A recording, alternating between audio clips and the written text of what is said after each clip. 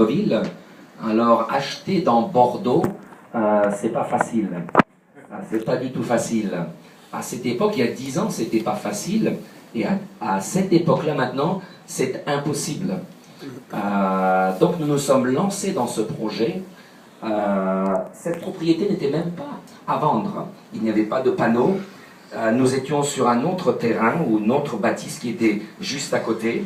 Et le pasteur Novaki, avec son oncle, était venu pour justement visiter ce local. Mais l'oncle a dit non, non, non, Frère Madeline, c'est pas ça que nous avons besoin, c'est de l'autre là-bas que nous avons besoin. Je dis, frère, ça ressemble à de la jungle, tout ça. Il y avait des arbres dans tous les sens, des arbres même qui poussaient des murs, parce que c'était de la pierre, et la pierre, c'est quelque chose de vivant. Donc, ils avaient réussi à trouver des racines dans les murs. Je dis, mais qu'est-ce que je vais faire avec ce terrain, avec cette vieille bâtisse, une bâtisse qui avait 100 ans déjà, mais les murs sont très très épais. Il m'a dit, va voir la ville, c'est à nous ça. Va voir la ville, c'est à nous. Je dis, c'est impossible. Mais ce qui est impossible aux hommes est possible à Dieu. Nous avons eu un thème pour la conférence, en son nom, tout est possible. Donc, si nous plaçons notre confiance dans son nom, tout est possible. Amen. Et là où 2 ou 3 s'assemblent, ils se mettent d'accord pour prier pour une chose quelconque, elle leur sera accordée par mon Père qui est dans les cieux.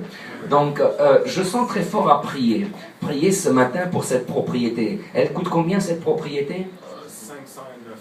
509 000 $.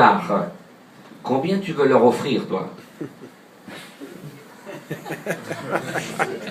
oui, c'est un défi là. Alors la raison pour laquelle je dis ça, c'est que cette propriété, le prix de cette propriété, je l'ai appris plus tard, était de 680 000 francs. Alors 680 000 francs, ça représente combien? Ça représente 100 000, plus de 100 000 euros, d'accord? Non, un peu moins, 90 000 euros. Non, 100 000 euros. Mais bien sûr, nous, alors je ne vais pas aller dans tous les détails, mais on a reçu ça dans la prière. Nous avons fait un Jéricho, et au lieu de faire 7 tours, nous en avons fait 4, et nous nous sommes arrêtés. Et je me suis tourné vers les frères, je dis, mais pourquoi nous nous sommes arrêtés au 4e? Jéricho a été prise au 7e tour. Alors un frère m'a dit, non, non, chaque tour, on va les considérer comme 1000 francs. Je dis, oui, mais 1000 francs, c'est pas beaucoup, quoi. 100 000 francs, pardon. Ça fait 400 000 francs. Et nous sommes restés sur 400 000 francs. Eux voulaient 680 000 francs. Et moi, je suis resté à 400 000 francs. La négociation a été très, très dure. Elle a duré 1 an, mais nous l'avons eu. Pour 400 000 francs au lieu de 680 000. C'est-à-dire au lieu de 100 000 euros, nous l'avons eu pour 60 000 euros. Aux 90 000 euros, 60 000 euros. Donc, c'est un miracle. Dieu peut faire quelque chose, frère Kaosi. Amen. Et je crois de tout mon cœur, prie le Seigneur, et puisqu'il te conduit dans cette voie-là, eh bien, demande au Seigneur, ben, qu'est-ce que tu devrais leur proposer? D'accord? Maintenant, ils sont venus avec des acheteurs, soi-disant, qui proposaient plus. Ils m'ont montré des papiers. Ben, je dis, alors pourquoi vous revenez vers moi? Vendez-le s'ils veulent vous donner plus. C'est pas un marchand. Moi, je suis pas un marchand de tapis, là. Moi, je vous donne 400 000 et on donne pas 1 centime de plus. Oui, mais vous comprenez. Non, ben, vendez-le. Je dis, oui, mais on veut le vendre à vous. 400 000. Et le gestionnaire, c'était des frères, une famille de 18 frères et sœurs, c'était très compliqué. Donc ils étaient en SCI, hein, et donc le responsable de la SCI s'appelait Paradivin. Alors je lui ai dit, vous savez quoi, nous allons prier, puisque votre nom signifie quelque chose, Paradivin. Waouh, Paradivin. Nous avons prié et finalement il a convaincu toute la famille et puis nous l'avons eu pour ce prix-là. Donc je vais vous inviter à vous lever, nous allons prier pour ça. Le local devient petit, votre pasteur a exprimé son désir et je pense qu'il est plus intéressant d'acheter que de louer. Pour 10 ans après, nous l'avons eu pour 60 000 euros eh bien, comment on les appelle déjà, j'ai oublié, les promoteurs nous offrent 1,2 million d'euros.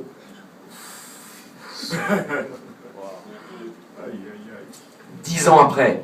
Donc ça multiplie en plus-value plus de 20 fois. Waouh, merci Seigneur. Donc notre Dieu peut faire de grandes choses. Si nous étions restés dans de la location, c'est de la dépense, et je vais parler dans tous les détails de ça. Mais vous savez quoi, nous servons un grand Dieu. Et vous le savez, non?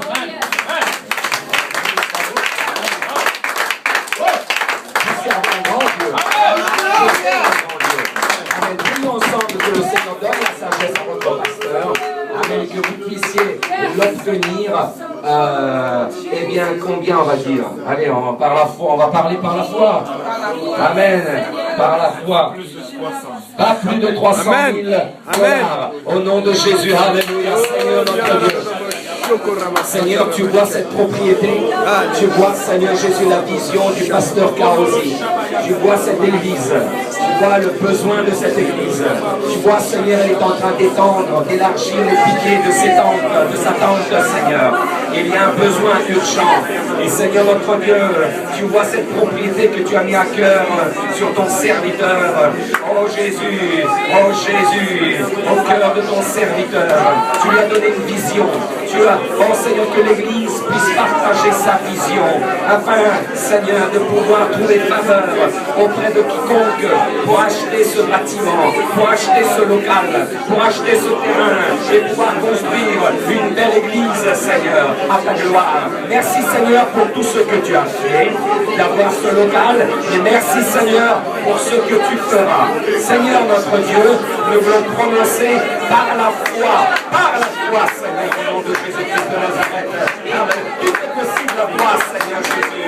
Oh, notre Dieu, notre Dieu, notre Dieu, notre Dieu. À la foi, Seigneur Jésus.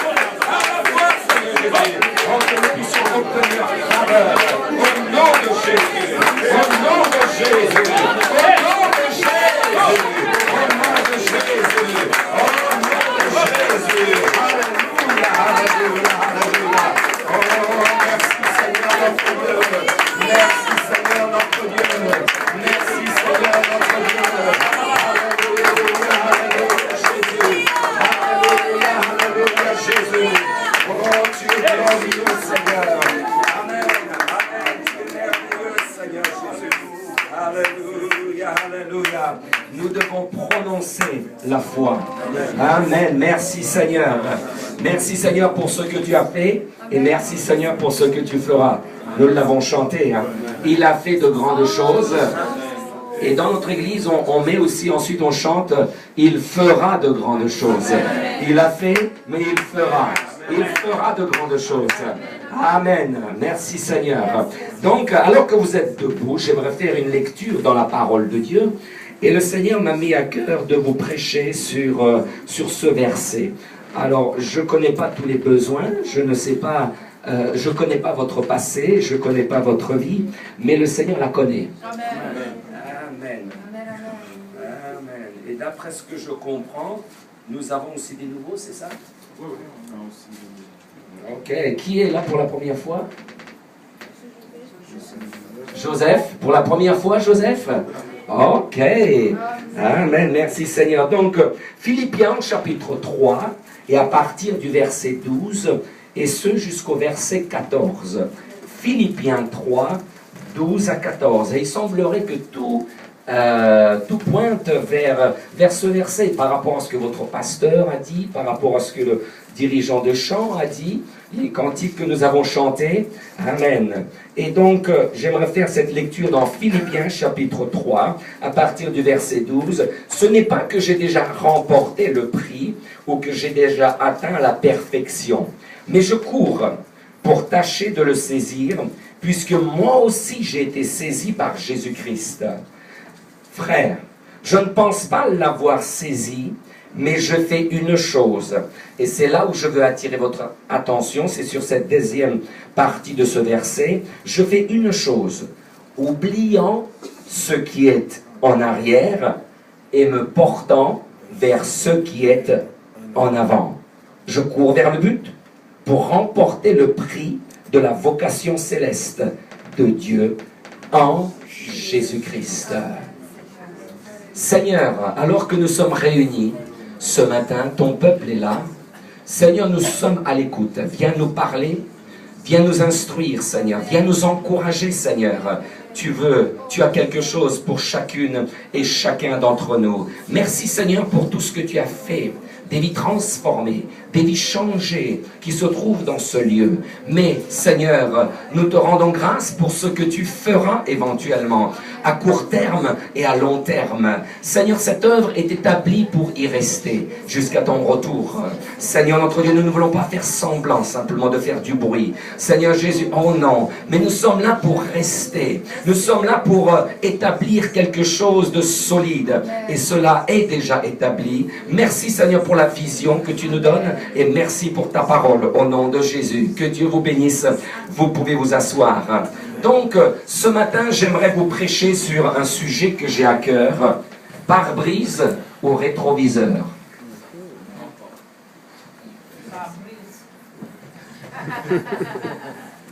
Pare-brise ou rétroviseur? Pare-brise ou rétroviseur? Quel est le champ ou l'angle de ta vision? Dans quoi regardes-tu? Vers quoi tes yeux se fixent? Maintenant, pour ceux qui ont fait le code de la route, ou le font, ou les conducteurs, vous savez très bien que pour avancer, vous ne regardez pas dans le rétroviseur. Vous regardez dans le pare-brise. D'accord? Et bien sûr, nous savons que notre champ de vision est bien plus grand quand nous regardons dans le pare-brise que dans le rétroviseur. Le pare-brise nous aide, la vision, et le pare-brise nous aide à avancer, à marcher de l'avant, à rouler, à aller de l'avant, d'accord? Et le rétroviseur sert simplement pour regarder sur ce qu'il y a derrière, d'accord? Et là, l'apôtre Paul, eh bien, il nous dit quelque chose de fort intéressant et d'encourageant. Il dit, je cours, je n'ai pas encore atteint le but, mais je cours. Et je me porte en avant. Je fais une chose parce que je veux atteindre le but, la carrière qui est devant moi, d'accord? Mais pour pouvoir avancer, il est nécessaire quelquefois d'oublier ce qui est en arrière. Il y a certaines choses desquelles nous ne voulons pas nous détacher ou nous ne voulons pas oublier. L'histoire restera toujours l'histoire. Et bien sûr, les politiciens nous disent souvent, ceux qui oublient l'histoire sont condamnés à la revivre. Donc il y a certaines choses que nous ne voulons pas oublier, certaines expériences de la vie que nous ne voulons pas oublier, mais d'autres choses, nous voulons les laisser en arrière. Notre vision ne doit pas être à regarder uniquement le rétroviseur. Quand nous regardons dans le rétroviseur, ce n'est simplement pour voir si on doit doubler et pour notre protection, n'est-ce pas? Mais on ne roule pas en avant en regardant tout le temps dans le rétroviseur. Non, non, non. Nous regardons dans le pare-brise. Le champ de vision est bien plus grand, plus important, et c'est là où nous allons pouvoir avancer. Si nous regardons simplement dans le rétroviseur et pas dans le pare-brise, nous risquons gros. Nous risquons gros, nous risquons un accident, nous risquons à faire du surplace, d'accord? Mais le pare-brise est là pour nous faire avancer, d'accord? Alors que le rétroviseur est là pour notre protection. Amen. Le rétroviseur sert de temps en temps, mais le pare-brise sert en permanence. Le rétroviseur est là où nous jetons un coup d'œil de temps en temps pour voir ce qu'il y a derrière, d'accord? Mais comme une instruction pour nous, comme une protection pour nous. Mais le pare-brise nous aide à avancer, à aller plus loin. Je suis persuadé, Église, et bien sûr l'œuvre de Montréal, nous l'aimons. Nous aimons votre pasteur. Bien qu'on on a peut-être pas trop de temps pour